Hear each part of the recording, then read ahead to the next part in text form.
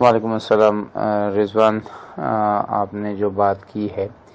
کہ آپ علیہ الصلوۃ والسلام نے کبھی سفر میں جمعے کی نماز نہیں پڑھی ہے۔ سب سے پہلے ہم جمعے کی تاریخ پر اور جمعے کی فرضیت اور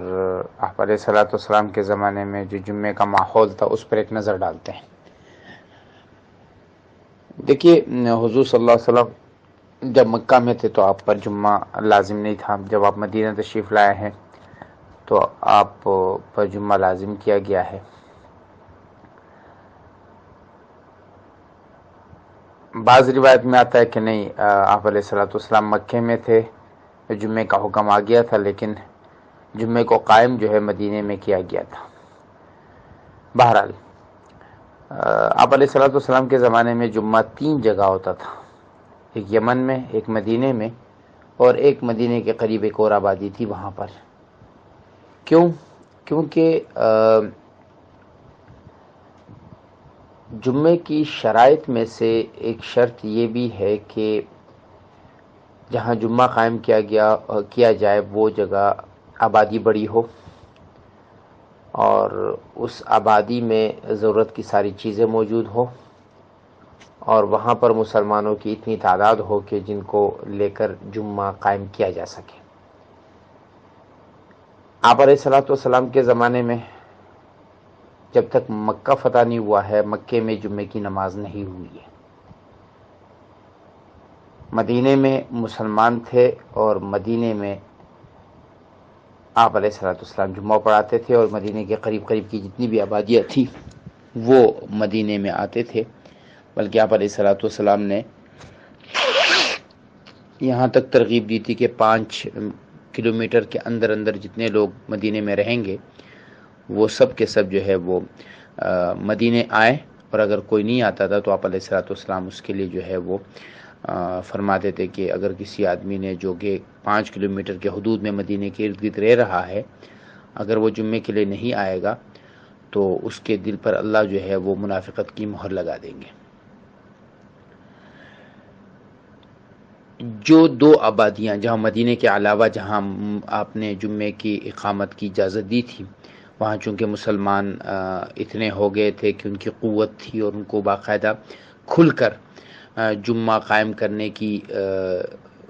طاقت تھی، تو ان کو اجازت دی گئی اور وہ جمعہ قائم کر رہے تھے۔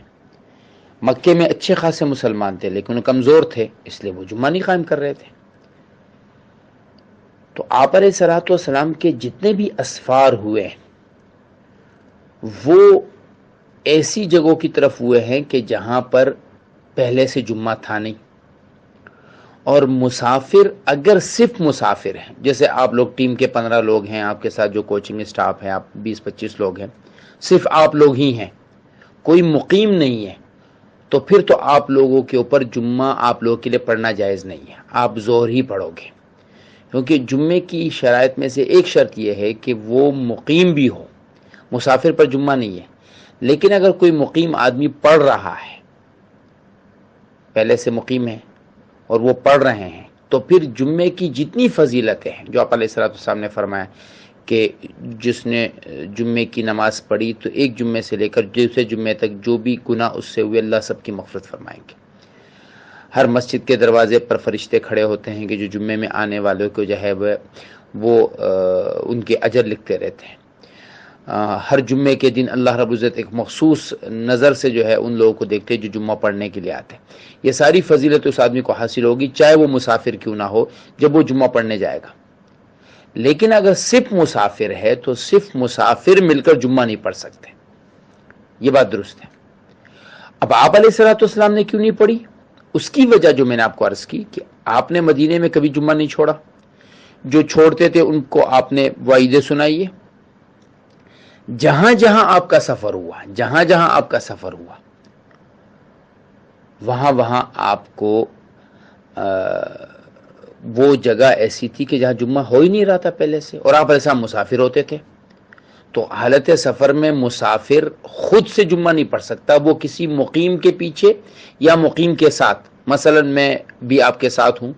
اور ہم مسافر ہیں، ہم کہیں چلے گئے، وہاں پر بہت سارے مقیم ہیں جو جمعہ پڑھ رہے ہیں، انہیں کہا جی مفتی صاحب آگے ہو جائیے، مفتی صاحب نے بیان بھی کر لیا، خطبہ بھی پڑھ لیا اور مفتی صاحب نے جمعہ پڑھا دیا، ٹھیک ہے، کیونکہ میری بھی 2 رکعت فرض تھی، ان کی بھی 2 رکعت فرض تھی، تو مقیم مسافر کو اپنے ساتھ جمعے میں شامل کرے گا۔ تو وہ جو بات مصباح صاحب کو بتائی گئی ہے، وہ بات کی پیچھے پس منظر یہ ہے کہ آپ علیہ الصلوۃ والسلام کو ایسا کوئی موقع نہیں مل سکا کہ آپ علیہ الصلوۃ والسلام باقاعدہ اس کے لیے جمعہ پڑھاتے۔ اگر ایسا ہوا کہ جی آپ جمعے کے دن پہنچے، جمعے کی نماز ہو رہی تھی، آپ نے اس کے باوجود جمعہ نہیں پڑھا، تو ایسی کوئی دلیل جو ہے وہ احادیث میں موجود نہیں ہے، ایسی کوئی دلیل نہیں ہے۔ آپ نے پوری زندگی آپ سے سفر میں جمعہ ثابت نہیں ہے، اس کی وجہ میں نے عرض کر دی کہ اس لیے کہ جمعہ ہوتا ہی نہیں تھا۔ بلکہ یہ جو حدیث میں نے آپ کے سامنے شیئر کی ہے، اس میں دیکھیے کہ مسافر لوگ مدینے آئے، آپ علیہ الصلوۃ والسلام نے ان سے کہا کہ بدھ کے دن ہی آئے تھے، یہ حدیث ہے کہ بدھ کے دن جو ہے وہ بنی عمرو بن عوف لوگ جو ہے وہ قوم جمعے کے بدھ کے دن آئے، تو آپ علیہ السلام نے فرمایا کہ یار تم جمعے تک میرے پاس ٹھہرو تو میں تمہیں کچھ خاص نصیحتیں کروں گا۔ وہ لوگ جمعے تک ٹھہرے، مسافر تھے، آپ علیہ السلام کے ساتھ انہوں نے جمعے کی نماز پڑھی۔ پھر آپ علیہ السلام کی عمومی عادت یہ تھی کہ آپ جمعے کی نماز کے بعد 2 رکعتیں اپنے گھر میں جا کے پڑھتے تھے، لیکن اس دن آپ نے وہ 2 رکعتیں مسجد میں پڑھی اور پھر ان کو بیان دیا۔ تو گویا کہ مسافر لوگ تھے، مدینے آئے، بدھ کو آپ نے ٹھہرایا، بدھ کو، جمعرات کو بھی وہ مدینے میں رہے، جمعے کو آپ نے ان کے سامنے جمعے کی نماز پڑھ کے بیان کیا، تو مسافروں کا جمعہ پڑھنا ثابت ہو گیا۔ دوسرا جو سوال ہے آپ کا کہ 2 نمازیں ایک ساتھ پڑھنے کی، دیکھیں آپ علیہ الصلوۃ والسلام سفر میں عمومی طور پر یوں کرتے تھے کہ آپ جیسے ظہر کی نماز، آپ سفر میں چل رہے تو ظہر کی نماز کا وقت آیا، آپ چلتے رہتے تھے، ظہر کے ٹائم میں 15-20 منٹ رہ گئے، آپ علیہ السلام اتر جاتے تھے اور وضو وغیرہ کر کے ظہر کا وقت ختم ہونے سے پہلے ظہر کی رکعتیں پڑھ لیتے۔ اب سنتیں تو پڑھنی نہیں ہوتی تھی، صرف فرائض پڑھنی ہوتی تھی، تو آپ علیہ السلام ان فرائض کو ادا کرتے تھے، انتظار فرماتے تھے، جیسے ہی ظہر کا وقت ختم ہوتا تھا، عصر کا وقت شروع ہوتا، وضو موجود ہوتا، جلدی سے آپ عصر کی نماز پڑھ لیتے۔ دکھنے میں یہ دکھ رہا ہے کہ یہ دونوں نمازیں ایک ہی وقت میں پڑھی جا رہی ہے، جبکہ در حقیقت ظہر بالکل آخری وقت میں اور عصر اپنے وقت میں پڑھی جا رہی ہے۔ اسی طرح سے پھر آپ سفر شروع کرتے، پورا عصر کا وقت چلتے، مغرب کا وقت چلتے، پھر اینڈ میں مغرب کے وقت کے اینڈ میں آپ مغرب کی نماز پڑھتے تھے اور پھر اس کے بعد عشاء کی نماز پڑھتے تھے۔ ایک وقت میں دونوں نمازوں کا پڑھنا حضرت امام ابو حنیفہ رحمہ اللہ کے نزدیک یہ ٹھیک نہیں ہے۔ باقی دیگر مسالک اور مذاہب میں اس کی اجازت ہے، چونکہ ہمارا تعلق، ہم پاکستان میں رہنے والے اکثریت، ہمارا تعلق جو ہے وہ حضرت امام ابو حنیفہ رحمہ اللہ کے مسلک سے ہے، لہٰذا ہمیں اس طرح سے اپنے ظہر عصر کو جمع کر سکتے ہیں، لیکن ظہر اور عصر کو ظہر کے وقت میں پڑھ لے یا ظہر عصر کو عصر کے وقت میں پڑھ لے، ایسا کرنا ٹھیک نہیں ہے۔